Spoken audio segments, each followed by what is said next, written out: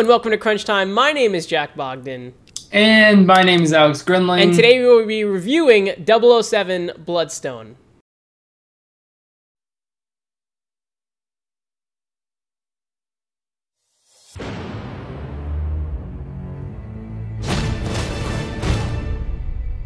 You give up your secrets. Sooner or later, they all do.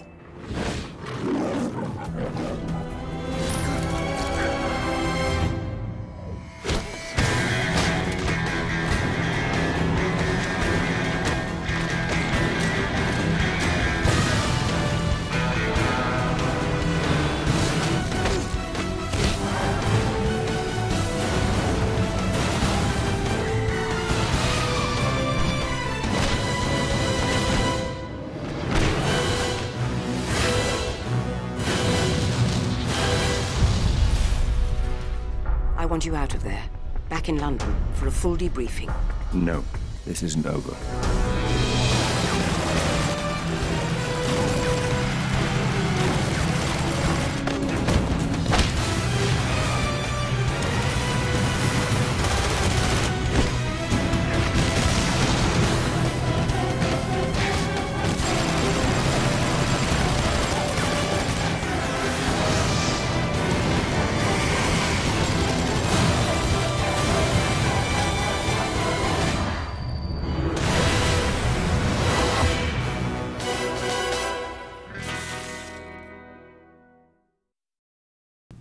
So that was the trailer for James Bond, or 007, James Bond 007, Bloodstone. Here's some footage from Bloodstone. So, Alex, I was really looking forward to this game. Yes, you were. I was the lone voice saying, look, you are a big Bond fanboy. I'm a huge Bond fanboy, and everything that's come out about this game, like, oh, it's being made by Bizarre. They just made Blur, one of my favorite games this year. What else is good about this game, was potentially great about this game? The footage looked great. The story seemed interesting. They seem to have the right people working on it. So, why am I so disappointed? Where should we start? Where should we start, Jack? This game starts off rough. It is not a good start. I guess after the first level, I was like, this game sucks. I don't want to play any more of this. I literally, after the first level, which they seemingly describe through achievements as a tutorial, because I got an achievement for finishing the last tutorial segment while deactivating a camera, like, later in the game. Yeah, that was like 3 levels into the game. So they seem to be treating it as a giant tutorial. However, it's just, they don't specify that it's a tutorial. So it just seems incredibly broken and slow and mismanaged, and all the mechanics seem really awful right off the bat. And it's so, I'm actually really disappointed in the beginning specifically because it actually gets much better. At least comparatively, it gets a hell of a lot better. It does. Comparatively, yes. I would say, personally, I don't think this game ever gets above average. I think that it works up to average and just kind of plateaus. There were parts that I found very enjoyable, namely takedowns. Takedowns are great. The hand-to-hand combat, and it's just as simple as hitting X, but then they go through this awesome series of punches and strangleholds, the takedown focus aim mechanic. When you get really good at it later in the game, you can string out how you're going to make your attacks in the room depending on how close somebody is. So you'll jump into cover, grab the guy for a takedown, focus aim, snipe the guy in the distance, and then pull out your Walter and take out the guy in front of you. Pretty friggin' awesome when you get used to it. But when it works, it's cool. But when you're first introduced in this game, pretty much everything doesn't work. Like, nothing seems to work, and it's because it's trying to be a tutorial. You're seeing, this is actually the very beginning. It's so linear, you don't get to play the majority of the cool things. It's pretty much rooms of guys, and then cutscene, and then rooms of guys, and then cutscene, and then chase, and then right before you're about to do something awesome, cutscene to show you the thing that you're doing that's awesome. Right. Well, in that it feels very old-fashioned in that you play up to the climax, and then it does a bunch of stuff that you used to not be able to do.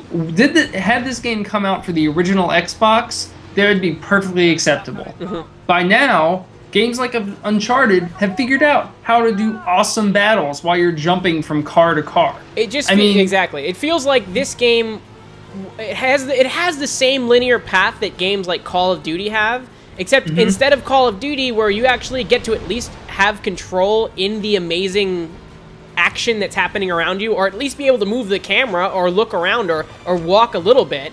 In this, it literally shows you. It's a cutscene, and even in other games recently that have been kind of they've been getting bad. I'm sorry, I'm not coherently saying anything right now. I'm trying to say Metal Gear Solid 4 was criticized for overuse of cutscenes. But at least in Metal Gear Solid 4, you were able to do great, cool sequences in gameplay. They weren't only showing you cutscenes for everything. They were just doing that as exposition and story. This is not even for just exposition and story. It is literally action set pieces that you imagine yourself playing and are unable to play. So, now, you said that one of the things you were looking forward to in this game was the story.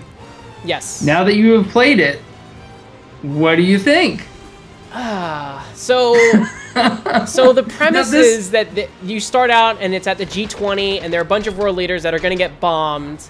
And then somehow the guy who was going to bomb the world leaders is now also going to set off some sort of chemical attack. And you have to stop that. It's very vague why he's doing a chemical attack now that he's already tried to kill the G20 leaders. I really, outside of that, I wouldn't be able to tell you what else happened in the story. It's very it's not handled very well at all. I mean, what says it all is that, oh, I just hit my mic. What says it all, which I have a mic now, so you all should be hearing me much better than you have. But I think it says it all when, before this, you said, Alex, ask me about the story, or I will ask you, Alex, about the story, and you tell me what you think. And I said, you know what, Jack? No, because I don't remember the story. I just finished playing this 2 days ago. Yeah. So, and the story has already escaped me. I have no idea. It is a mishmash of vagueness and blandness. Do you guys see all the cutscenes happen? We must have had 5 or 6 cutscenes in the time that we've shown you this video. And it's put you in front of stairs and you're shooting guys. So this is the first level. And it actually continues probably up until level 3. It continues the bland room, cutscene, room, cutscene, room, cutscene. Well, and I don't think that ever changed. I think what changes is the settings that the box of guys appear in. Yes. Later, there's the hovercraft area, which is actually pretty cool because it takes place on the open, in the open, out on a hovercraft. So you're flying down this river, taking people out.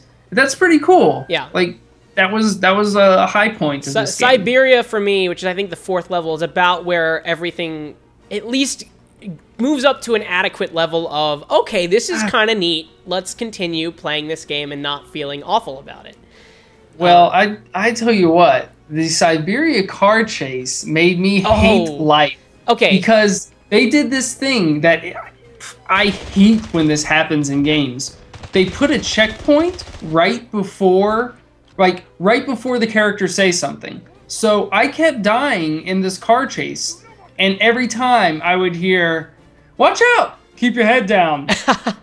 Every time, "Watch out! Keep your head down." That actually isn't what annoyed me about the car chase. What annoyed me about the car chase is that you have to say driving on ice, but there are open pools of water that are pretty much the exact same color as the ice. And that is why I kept dying and having to hear that same piece of dialogue over and over. I think that will probably be the most memorable part of this game is, "Watch out! Keep your head down." Do you want to touch on multiplayer for a second, just to wrap up? I think the single player got better, but was not great overall.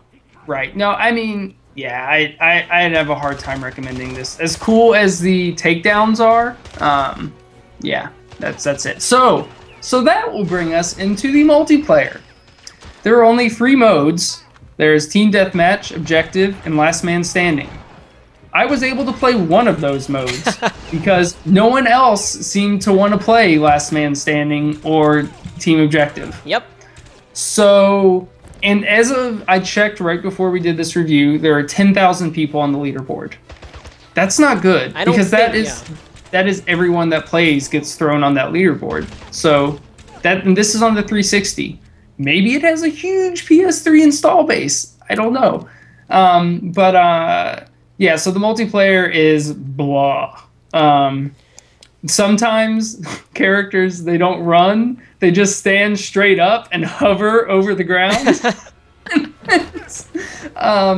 And my favorite part about the single player, the takedowns, and as I was playing single player, I was like, this will be great in multiplayer because I can, like, kick people's ass, you know? In the same way that the assassinations in Halo are satisfying. Those takedowns could be extremely cool in multiplayer. All right. So in multiplayer, when you melee someone, you stop. You cannot move while meleeing. It's stand still, punch. Right. So you come into these awkward situations where you run up on someone and you're like, I'm going to beat his ass. And then you swing, but you're not close enough. So you stand still, swing. While you're doing your swinging animation, he finds you and kills you. And it is extremely frustrating. It is also frustrating that the only sound when you melee is the swoosh of your arm. There is no sound when you connect with the person. So you never know whether you've hit them. And they don't often fall down dead until a second or two after you hit them. So generally what we're saying here is that this is not a great game. If you want to play a good third-person cover-based online multiplayer game, just play Gears of War 2. I mean, or Uncharted, or a lot of playing this game. I was just like, I just want to play Gears of War 2 right now. I don't want to play this multiplayer anymore. But you know, if you want to give it a shot, they have full ranks. You rank up. As you rank up, you get access to more weapons. You choose a loadout before the match. Not that that matters, because once the match starts, you get your pick of a bunch of different guns. And I'm sorry, I just have to point out, I think this is the 10th cutscene since we started playing this video. You know, I guess in the end, I just don't understand, because Bizarre has made some great games. And I'm sorry, look, we can point out, yes, I agree with you. We forgot to mention, M is the grossest character model all of them are gross. All of them look like little puppets where their mouths move, and that's it. Especially after watching the newly released LA Noire trailer, and then going back and playing with this, I felt like beating myself to death with my own controller whenever these scenes came on. So I'm finishing up on Bloodstone. This was a little negative, Jack. I know. I don't feel... I do not... But I don't feel that negative about the overall game. It is an average game. Average. There. That's... But it has some initial things that when you're first getting into it are just so incredibly annoying that it's hard to look past them when you keep going in the game. Though it does make things later in the game seem a hell of a lot better than when things start out. So you have that. Right. Anyway, thank you for watching Crunch Time. My name is Jack Bogdan. My name is Alex Grenling. And if you want to find more information on this show and the other show we do, El Juego, you can find it at crunchtimeshow.com. You can get information on our blip.tv, our YouTube, our Vimeo. All the links are there, so check us out. Find us on iTunes, subscribe, everything. We love you guys. Thank you for watching. Guys and gals. Guys and gals. Thank you, and we'll talk to you soon.